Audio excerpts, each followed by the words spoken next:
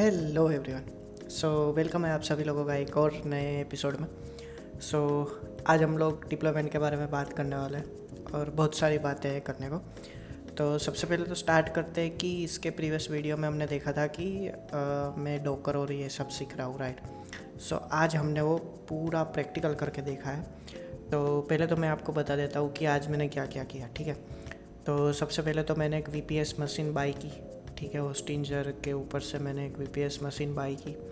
उसके ऊपर मैंने सारे के सारे मेरे डोकर कंटेनर्स को रन किया, जैसे कि हमारा फ्रंट एंड हो गया, हमारा बैक एंड हो गया, हमारा डेटाबेस हो गया। फिर उन सब को कनेक्ट किया केडी सर्वर से, राइट। सो उन सब के बारे में हम आज डिस्कस करने वाले हैं। तो सबसे पहले स्टार्ट करते हैं वीपीएस से।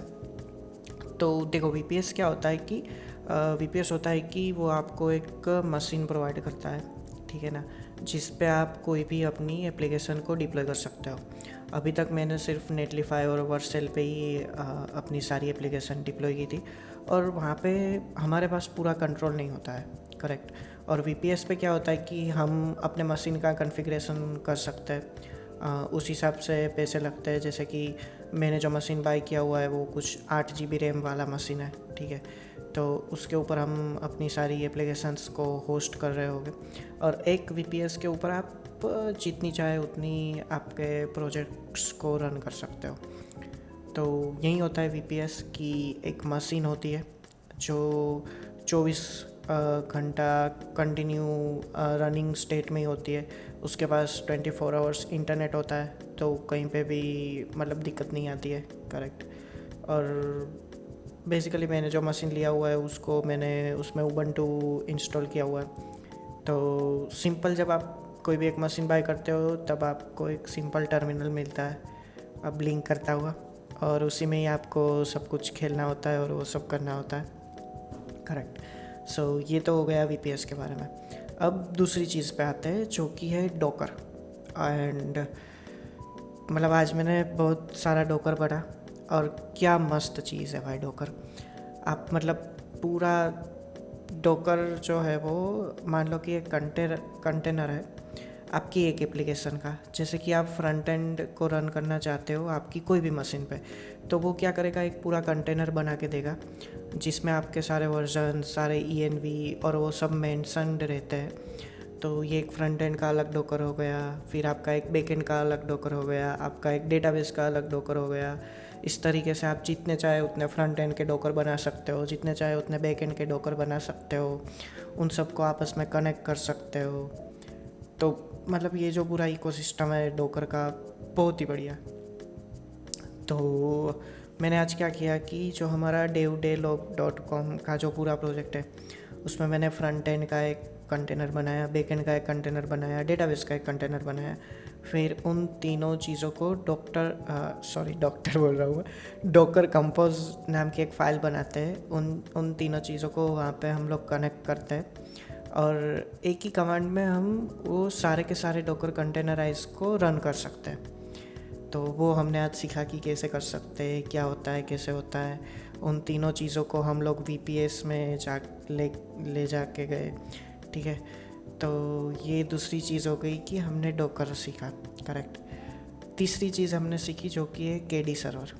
तो केडी सर्वर क्या है, वो बेसिकली आपका ये मान लो कि कोई होटल है, ठीक है। आप वहाँ पे गए तो जो बाहर जो मतलब खड़ा होता है ना, कि आपको पूछता है कि आप कितने लोग हो, फिर वो अंदर टेबल आपको टेबल पे लेके जाता है और वहाँ पे जाके आपको बिठाता है। तो बस केडी आपका वही काम करता है कि कोई भी रिक्वेस्ट आपके सर्वर पे आ रही है तो केडी डिफाइन करता है कि वो किस डोमेन पे आ रही है और उसको किस डॉकर कंटेनर को हिट करना है, राइट। ये पूरा हो गया केडी।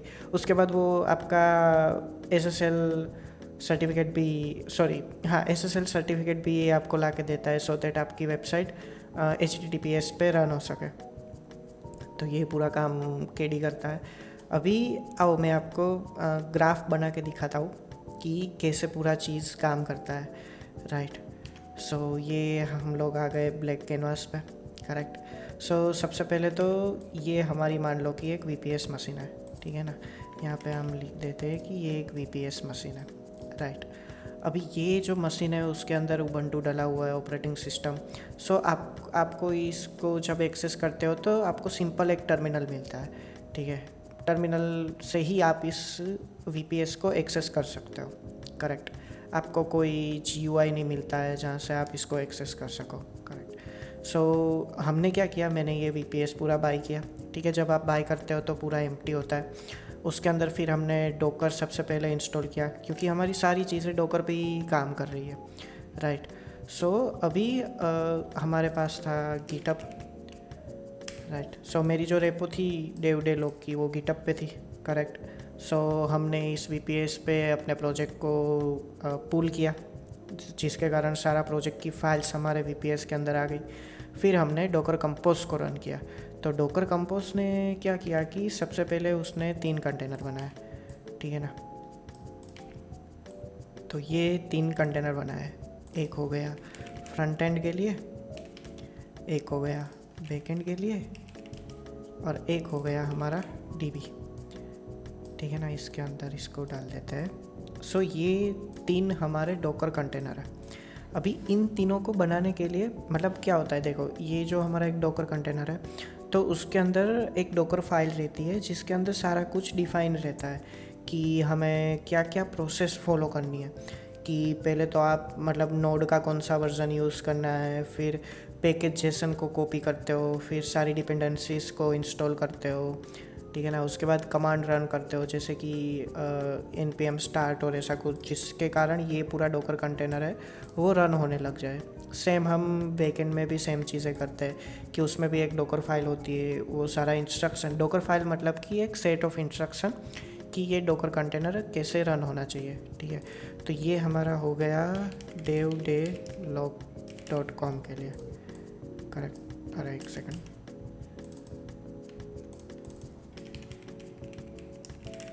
ये हो गया devdelog के लिए, ये तीनों कंटेनर, ठीक है।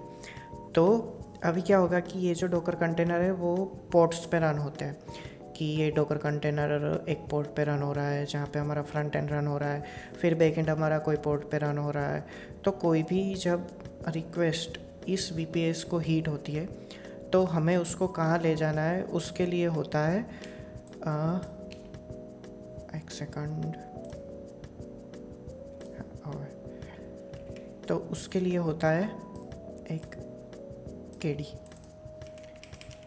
तो ये हमारा हो गया KD सर्वर, जिसकी वजह से क्या होगा कि कोई भी इंटरनेट पे रिक्वेस्ट इस VPS मशीन पे हीट होगी तो सबसे पहले ये KD सर्वर को हीट होगी, और ये KD सर्वर भी एक डोकर कंटेनर ही है, करेक्ट। सो पूरा इकोसिस्टम डोकर कंटेनर पे ही रन करेगा। सो यहाँ पे रिक्वेस्ट आएगी डोकर कंटेनर पे, यहाँ पे ये आई रिक्वेस्ट।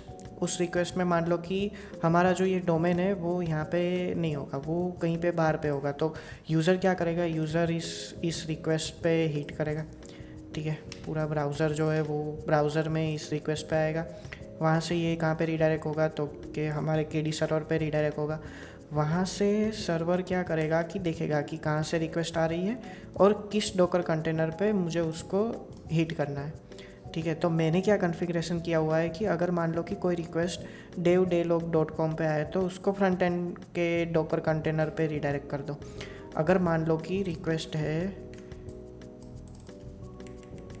इस तरीके से, कोई रिक्वेस्ट है, ठीक है, devdelog.api, उसके बाद कोई भी रिक्वेस्ट हो स्लेस, अगर API रिक्वेस्ट में है तो उसको कहाँ पे रन कर दो, उसको बैकएंड पे रन कर दो। तो ये कॉन्फ़िगरेशन मैंने KD में की हुई है कि इस तरीके से रिक्वेस्ट को रीडायरेक्ट करना है, ठीक है। अभी इस टाइम पे मैंने सिर्फ अपना जो devdelog है उसको ही अपने VPS पे होस्ट किया हुआ है, बट हम यहाँ पे जितना चाहे उतना प्रोजेक्ट को रन कर सकते हैं। तो मान लो कि एक मेरा और एक प्रोजेक्ट है कि dharmajit.com, करेक्ट। सो ये एक डोमेन है। अभी मान लो कि यहाँ पे कोई भी अगर रिक्वेस्ट हिट करेगा तो सबसे पहले वो कहाँ जाएगा, हमारे VPS के KD सर्वर पे जाएगा। अभी KD में हमको कॉन्फ़िगरेशन करनी पड़ेगी कि अगर रिक्वेस्ट dharmajit.com पे आ रही है तो उसको कहाँ पे रिडायरेक्ट करना है। उसको हमें यहाँ पे devdelog के फ्रंट एंड पे तो रिडायरेक्ट करना नहीं है, उसको हम कहीं और रिडायरेक्ट करेंगे। तो हम क्या करेंगे, और डोकर कंटेनराइज को इम्प्लीमेंट करेंगे। मान लो कि ये हमारा है फ्रंट एंड और ये हमारा है बैक एंड, ठीक है ना। तो ये तो क्या है, ये तो अलग डॉकर कंटेनराइज है जो कि इस प्रोजेक्ट के लिए धर्मजीत.com के लिए। तो हम KD पे वो कॉन्फ़िगरेशन करेंगे कि अगर धर्मजीत.com से रिक्वेस्ट आ रही है तो इसको रिडायरेक्ट कर दो। एक सेकंड, हाँ, अगर यहाँ से रिक्वेस्ट आ रही है तो इसको यहाँ पे रिडायरेक्ट कर दो फ्रंट एंड पे। और अगर धर्मजीत.com /API से रिक्वेस्ट आ रही है तो उसको हम रिडायरेक्ट कर देंगे अपने बैक एंड पे, ठीक है ना। तो ये पूरा सिस्टम रहता है। तो आपको मोटा मोटा आइडिया हो गया होगा कि VPS कैसे काम कर सकता है, कैसे हम पूरे सिस्टम को बिल्ड कर सकते हैं। आपको सिर्फ एक बार ये मशीन परचेस करनी होती है, उसके बाद आप उसके अंदर जितना चाहे उतना कॉन्फ़िगरेशन कर सकते हो और इसमें पूरा कंट्रोल आपके पास रहता है। ऐसा नहीं कि गिटहब पे पुश किया और वो ऑटोमेटिक नेटलिफाई और वर्सेल पे डिप्लॉय हो गया। अभी मान लो कि ये मेरा अभी मैंने ये डिप्लॉय कर दिया, अभी कल मैं अगर नया कोई फीचर इंप्लीमेंट करता हूँ इस वाले प्रोजेक्ट में, ठीक है, तो मुझे क्या करना पड़ेगा, मेरे VPS मशीन को एक्सेस करना पड़ेगा। जहाँ पे भी मैंने गिटहब का रेपो रखा है वहाँ पे जाके मुझे गिटहब से उस रेपो को इस मशीन में पूल करना पड़ेगा। फिर एक बार वो पूल हो जाता है फिर हमें इन तीनों डॉकर कंटेनर को वापस से रन करना होगा सो दैट ये अप एंड रनिंग हो जाए। और उसके बाद जब कोई रिक्वेस्ट करेगा तो यहाँ पे न्यू फीचर इम्प्लीमेंट हुए होंगे, उस यूज़र को न्यू फीचर दिखेंगे। तो यही पूरा प्रोसेस होता है। आई होप कि आप लोगों को समझ में आ गया होगा। तो यस, आज के वीडियो में इतना ही था। अभी मैं क्या करने वाला हूँ कि अभी मैं ट्राई करूँगा कि ये पूरे जो धर्मजीत.com है उसको भी मैं अपने VPS पे लेके जाऊँ। एक तो ये है, ठीक है। फिर हम devdelog.com में और नए फीचर्स ऐड करेंगे, दूसरी चीज़ ये है। और तीसरी चीज़ ये है कि हमें CI/CD पाइपलाइन भी रन करनी पड़ेगी। तो उसके रिलेटेड भी मुझे ज़ीरो नॉलेज है कि कैसे रन करते हैं, क्या होता है।